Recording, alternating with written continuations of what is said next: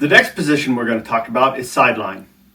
Sideline is by far the least ergonomical position to sleep in.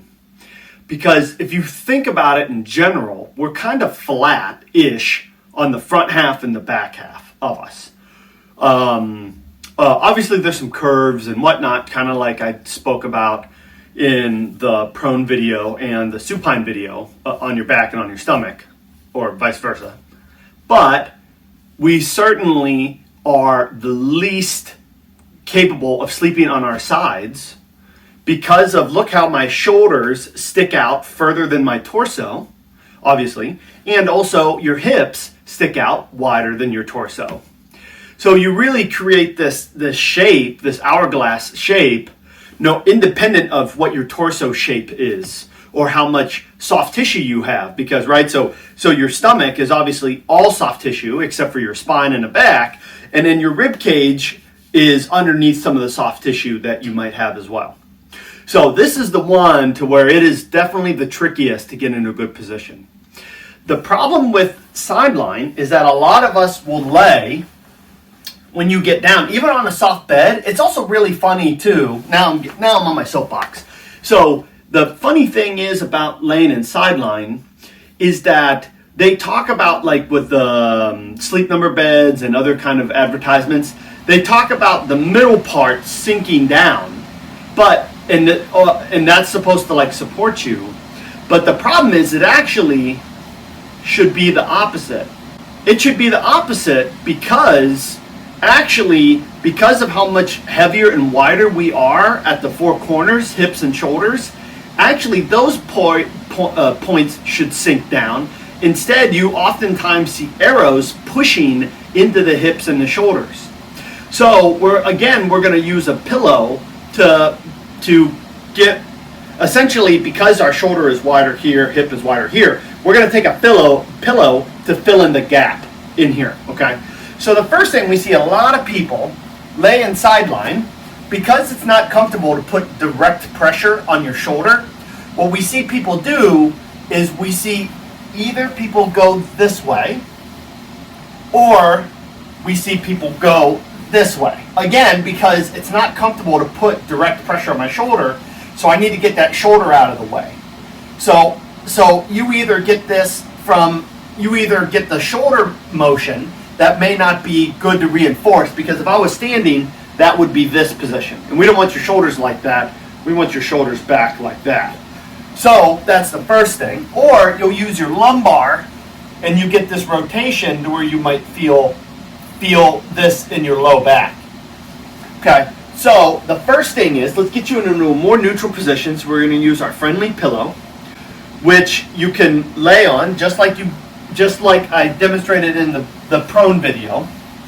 And so now look how between the pillow under here and the pillow for my head, I've created a canal, and now my shoulder can rest freely in here. And now I'm no longer bothered by the fact that my shoulder is directly underneath me. I can keep my shoulders stacked this way. Okay, so that's the first thing. The second thing, let's talk about the shoulder itself. So whether or not you want to use the pillow, some people that's not comfortable. So instead they might get something like this, kind of lodge it underneath their armpit. So I'm still not putting direct pressure onto my shoulder. And then sometimes people don't have enough motion here. You can see how my arm is kind of like at 90 degrees. So instead what you can do is move your pillow forward, and now look how now my shoulder is in a much less extreme position. So this is a really good modification that you can try for your shoulder if that's more the issue and you're a side sleeper. The final modification is a lower body modification, and a lot of people know about putting the pillow between the legs, right? But the thing is that anybody who's done this knows that it rarely stays, because your legs are cylinders, pretty much like those big foam rollers. So stacking them, they don't want to stay very well. I have seen something that's like an H, so it fits on the bottom leg like that and the top leg like that. And then maybe that would work, but I haven't worked with anybody who has tried that yet. The other thing I suggest, because oftentimes that leg, it starts here and then it ends up here. So what I usually recommend for people is instead make like a little pillow fortress. So you can go like that or like this. Now my hip can move freely from, my leg can move freely from stacked on the other one all the way up to my chest.